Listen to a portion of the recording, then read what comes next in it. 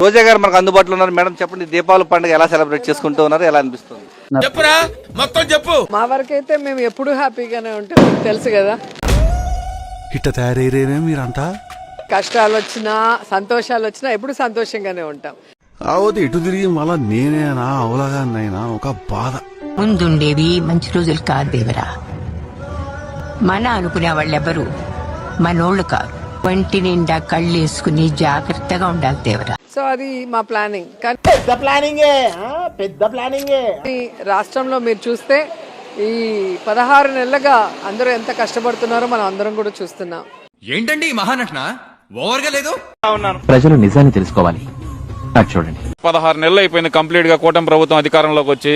ఎలా ఉందంటారు పరిపాలన? పరిపాలన అయితే 100 మంది కూర్చున్నా కూడా పరిపాలన అయితే ఇబ్బంది లేదు. బ్రహ్మాండంగానే చేసుకుని వస్తున్న రోజులు అన్నా నువ్వు అట్లా అనొద్దన్నా. శాతం వరకు పోరకడం వస్తున్నారు. కానీ దీనికి సమస్య ఏంటంటే కొన్ని కుక్కలు బయట మరుగుతుండే వాడిని ఎక్కువ శాతం చేస్తే వెళ్ళిపోతుంది నా లెక్క. వాళ్ళేమో వీడికి బిల్డపిస్తున్నారు, వీడేమో వాళ్ళకి బిల్డపిస్తున్నారు. రైతులు ఆత్మహత్యలు చేసుకుంటున్నారు, మహిళలకి మానపానాలు పోయి ఈరోజు ఎంత ఘోరమైన పరిస్థితి ఉంది. మాట అంటున్నారు అంత అంతే వాటిని ఎక్కువ స్టేషన్లో దిగి బయటకు రాకుండా చేద్దాం హ్యాపీగా ఉంటది. నన్ను అవలాగానే చేయడంలా నువ్వు ఒక సాడిస్టిక్ సంతృప్తి పొందుతున్నావు, నాకు అర్థమైంది. ఓకే, అట్లనే కానిద్దాము, నో ప్రాబ్లం. నాకు కావాల్సింది కూడా నీ హ్యాపీనెస్. కంటిన్యూ. ఉద్యోగులు అయితే వలస వెళ్తున్నారు, చదువుకుండే పిల్లలు ఫీజు రియంబర్స్మెంట్ లేక కూలీలుగా మారుతున్న పరిస్థితి.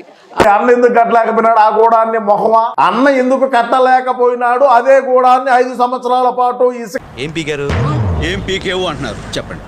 ఆరోగ్యశ్రీ లేక ఎంత మంది పిట్టల్లో రాలిపోతున్నారో మనం చూస్తున్నాం.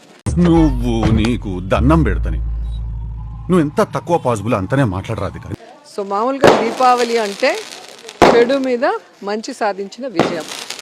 అతను నా గురించే మాట్లాడుతున్నాడు. నరకాసుడు ప్రజల్ని పీల్చి పిప్పి చేస్తుంటే అతన్ని వధించిన రోజు అందరూ సంతోషంగా ఈ దీపావళిని కన్నుల పండుగగా జరుపుకుంటారు. నేనేనా? ఎవరో మోసం చేశారు, ఎవరో అన్యాయం చేశారు అని చెప్పి అనొచ్చు, కానీ ఆధారాలు లేవు. ఏం జరిగిందో దేవుడికి తెలుసు.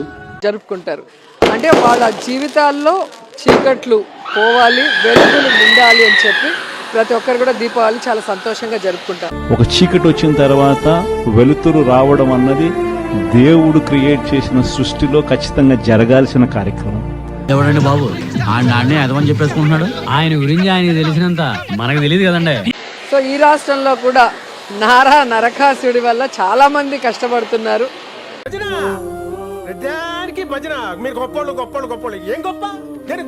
ఆ కష్టాలన్నీ దూరం అవ్వాలి అంటే మళ్ళీ జగనన్న రాజ్యం రావాలి. ఎందుకు అడుగు తింటానికా? రాజశేఖర్ రెడ్డి గారి పాలన మళ్ళీ రావాలి. అప్పుడే ప్రజలు సంతోషంగా ప్రతి పండగను కూడా జరుపుకునే అవకాశం ఉంటుంది.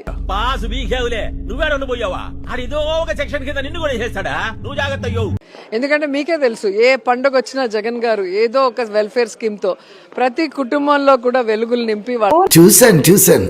ఈ రోజు ముస్లిమ్స్ గాని క్రిస్టియన్స్ గాని తెలుగు వాళ్ళు గాని ఏ పండుగ చేసుకోలేని పరిస్థితి. నీకు సిగ్గు, శరం, బుద్ధి, జ్ఞానం, రోసం, పౌరుషం, మానం, మర్యాద అంటే ఎవరికి ఏ వెల్ఫేర్ స్కీమ్ అందట్లేదు. అబద్ధాలే, ఓటుకు వస్తే అబద్ధం తప్ప ఎక్కడ కూడా ప్రజలకు ఒక సంతోషం లేదు. షాపుల వాళ్ళకి ఒక బిజినెస్ లేదు, ఎక్కడ ఏం లేదు. మీ ఎక్స్ప్రెషన్ అలా లేదు, కడుపులో ఏదో కక్ష పెట్టుకొని తప్పనిసరిగా తింగర్నవుడు అవుతున్నట్టు ఉంది. ఓన్లీ తెలుగుదేశంలో కొంతమంది ఈరోజు లూటీ చేసుకుని హైదరాబాద్ లో పోయి ఎంజాయ్ చేసుకుంటున్నారు దీపావళి.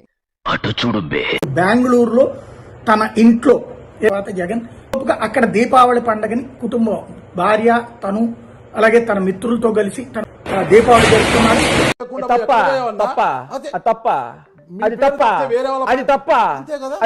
అది కూడా ఆంధ్రప్రదేశ్ లో చేసుకోవట్లే, అది సిగ్గుచేటు.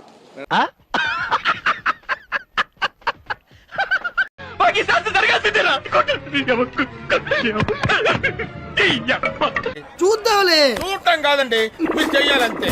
సరే మీరు ట్రై చేస్తారన్నారంటే అది ఓకే అయిపోయినట్టు.